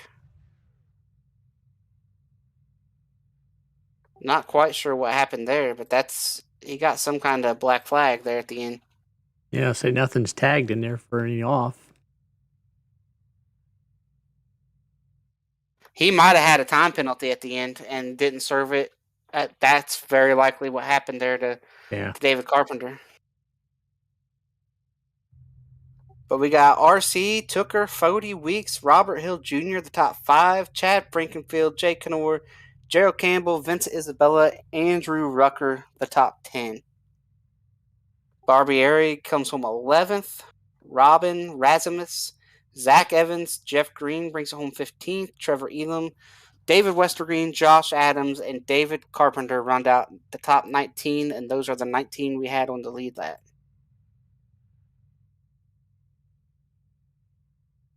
Pretty exciting race tonight, guys. It looks like we got RC or Tooker if you want first or second. I think Fody should be in the server, right? He's one of the guys that's always here. Aging Tyler Fody. Aging.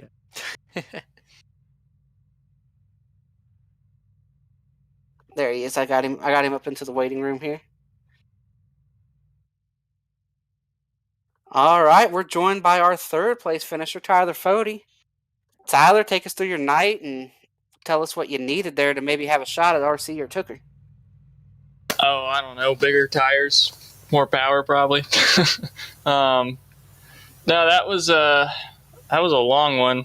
I felt like the first 5 or 6 laps of a run, I could at least hang with Tooker.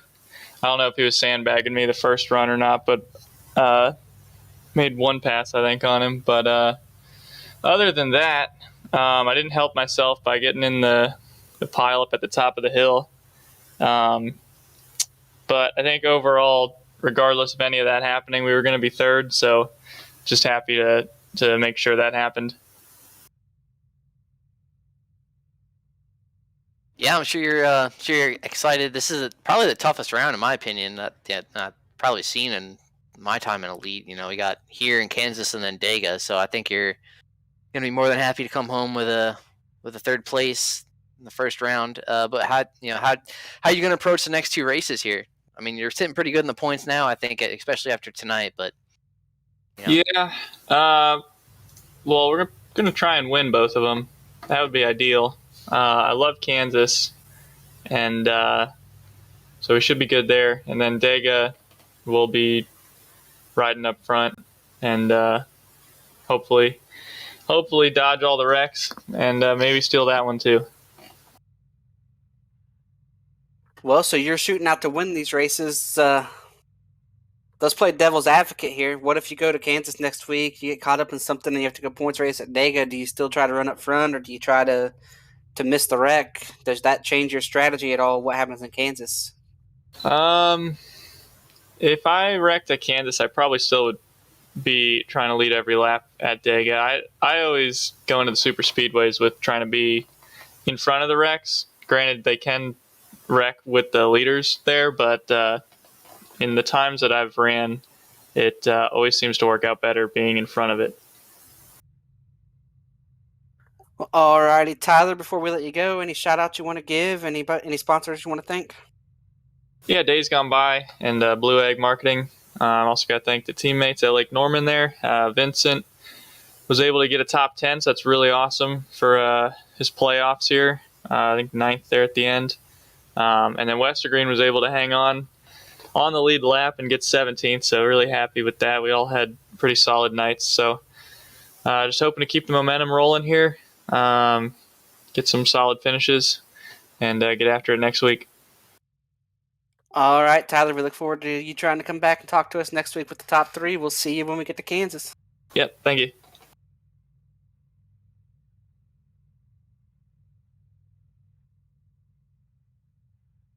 All right, we're joined by our second place finisher, David Tooker. Take us through your night, David. Everything that got you through there to finish second, and maybe what you needed to go and get RC. Yeah, just a solid night from us in the Pro Edge garage.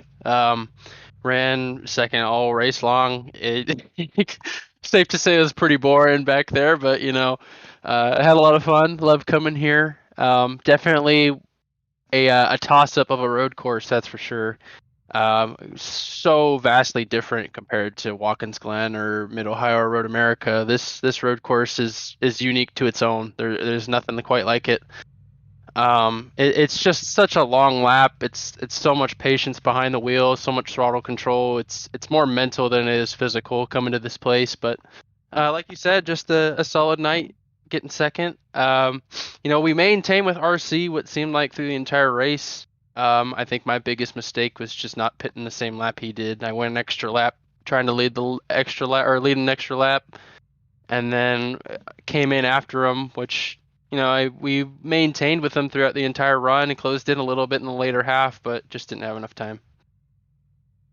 Yeah, from all the road course racing that we've seen in the Cup Series and even here in the the B car and Elite, seems like URC and Fody are the big 3 of the road courses. What's it going to take for you to come out on top of one of these things? I think it's just playing the strategy right, and coming to getting prepared for these things. You can show up to an oval and figure it out and get some tenths off of your lap time within about 30 minutes or so. But with these road courses, there's so many corners you have to hit perfectly. And just trying to maximize that. Sometimes you got to give more in other corners than others, and tire conservation as well. And also just goes into the fact that we're racing against a real life pro, RC. He does this for a living, so it makes it a little bit harder for us. But I think tonight I definitely had the chance to do it. I think I probably should have put it on the same lap as him, but you win some, you lose some. I'm still happy with second. It's a solid point stay. That's what we look forward to coming into these things, is just getting solid points for the later on races in the round, and hopefully can set us up for a championship 4. Well, all right, David, before we let you go, are there any sponsors you want to shout out or anybody you want to shout out in particular? Yeah, everybody at this Pro Edge racing team. We at least on my side, I definitely wanted to come prepared for this. I know many people look at this road course race and say, oh, we just got to survive. But, this is the opportunity to make up points and set yourself up for later in the playoffs. So took advantage of that, thankfully. But like I said, everybody at the Pro Edge garage, JD Designs as well. He painted this car, all of our Pro Edge cars, all the fueled up racing cars. I know you guys are making fun of the 29 tonight, so rightfully so. But I also want to thank 213 Simware for coming on board with Pro Edge Racing.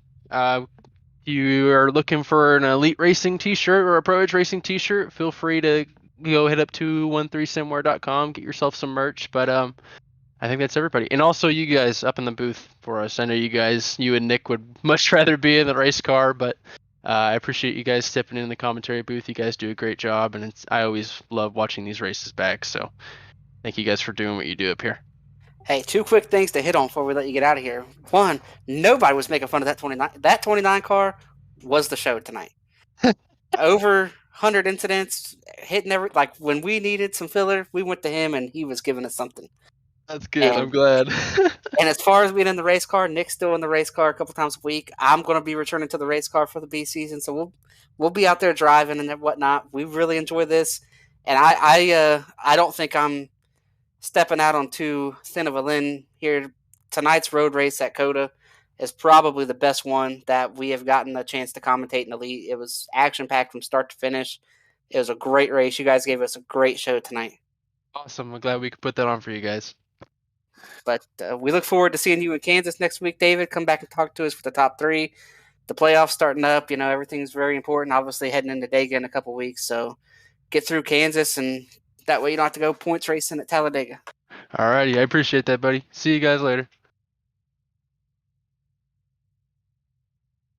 All right, we got the race winner. Big shocker. Nobody saw this one coming. We're joined by R.C. Enerson winning the road course race here at COTA. Kicking off the playoffs with a win. Take us through your night. And obviously, you missed all the drama that was behind you. We got great action-packed racing, but it was always behind you. So take us through your night and, maybe how boring it was up there driving away from everybody. I mean, honestly, I don't mind it. I mean, when you're out front though, you kind of wish the race was a little shorter. So it took a bit to finish the race, and but yeah, it was pretty overall easy night. I mean, just kind of conserving tires. I mean, I didn't do so hot in the second stint, which would have been after the fun flag. Conserving tires, Tucker was catching up to me a lot, which I actually got pretty worried on that one. But I knew if I mean, always on a road course, try to pit a little bit earlier than the people behind you, because you can get that new tire gap, especially at a track that's this long. It was worth it. I actually asked him afterwards on why he didn't pit behind me, but he was like, "Oh, I don't know, I spaced on it." I think if you had pit behind me, we would have had a pretty good battle at the end of the race. Yeah, getting win number 3 on the season, getting a free pass through the first round here. Any tracks that you got circled in round number 2 to maybe punch your ticket to the championship? We go to Darlington, Milwaukee, and Iowa. Okay, yeah, thank you for saying that, because I don't even know what's on the next run of the schedule. Probably Milwaukee. That would probably be the bigger one for me. Is short track stuff, which is a lot like a road course. I mean, when you got a lot of brake pedal usage, that's where I feel like I tend to shine. So road courses and short courses or short ovals is where I tend to do the best. So it's that mile and a half in the speedways that I still struggle at a lot. So it's just surviving there, and I think Milwaukee would be a good one for me. So hopefully I'm in town. I haven't really looked too much at the schedule, so we'll see if I can cap this championship off. Well, you mentioned the short tracks there being good for you. You just got to remember when pit lane is open and not, have to put yourself in the back and get caught up in something there at the short courses. Yeah, that was rough, man. That was real rough. I was too busy focused on helping Rucker because he got stuck behind the pace car for some reason, which he shouldn't have been stuck behind the pace car. And I wasn't paying attention to it, and everybody pitted, and I looked behind me. I'm like, oh, man. But yeah, I kind of screwed myself out of that one. I still salvaged, I think, like a top 10 or something like that, or maybe 11th or something like that. But yeah, that put a damper on the whole evening. But I'm looking forward to the rest of the season. I guess we were still in the playoffs. We still had a lot of points early in the season, so I guess we're just gonna see how this plays out. Alrighty, RC. Before we let you go, is there any shout outs you want to give? Any sponsors you want to thank? Yeah, of course, Lucas Oil School of Racing. If you check out our website, we got basic racing schools where you can take anybody as carters as young as 12, and then if anybody has a driver's license, they can sign up. So a lot of people show up just because it's a bucket list item to learn how to drive a race car, and that's what we do. And then you guys up here in the booth, and Chad for running the whole league. I love doing these, and I will continue to do them as long as they're here. Well, alrighty, RC. We look forward to you having a chance to race with no pressure next week in Kansas. So go out there and try to win that thing, and come back and talk to us next week. Good luck in Kansas. Oh yeah, we're gonna try to steal the wins away. Thanks, guys. Well, guys, we got to see a really good race tonight. It was a great road course race. Put on a great show. Some strategy, lots of beating and banging. We saw a car get into the triple digits for contact out there and incidents. What are your takeaways from tonight, and looking forward to Kansas next week? Yeah, it's going to be interesting.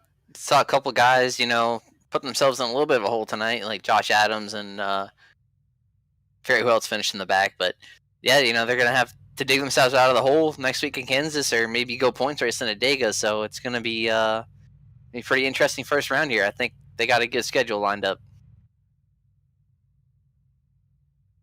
yeah, it was a great race. Like I said here tonight, looking forward to Kansas. Looking forward to getting the rest of the playoffs going. Real quick before we wind this down, I want to point out the points have been updated, and our guys under the cut line are Jay Canor, Josh Robin, Jeff Green, Zach Evans, Brent Jones, and Garrison Hogan. And for Garrison and Brent, I think it's must win. I don't think either one was there. I'm not sure if Brent was there, but Garrison for sure was not there tonight. So you mentioned Josh Adams. Yeah, he hurt some tonight, but he came in with the gap. So I think a good run at Kansas should be good. But before we wind this down, I want to give a shout out to everybody at the Mrs. Goodies Grand National Series. Everybody at Mrs. Goodies, C2 Freight, Blue Egg Marketing, Powerhouse Recycling, everybody at the Elite Racing Network. Couldn't do these broadcasts without Dave and obviously my partner up here, Nick, and got to see a great show. It's, in my opinion, the best road course race that Elite has put on since me and Nick have been up here. I can't speak for the Cup Series because they've had some good shows there as well. So come back and see us next week here when we go to Kansas, and tune in this week to see the playoffs get started off in the Cup Series on Wednesday night. But until then,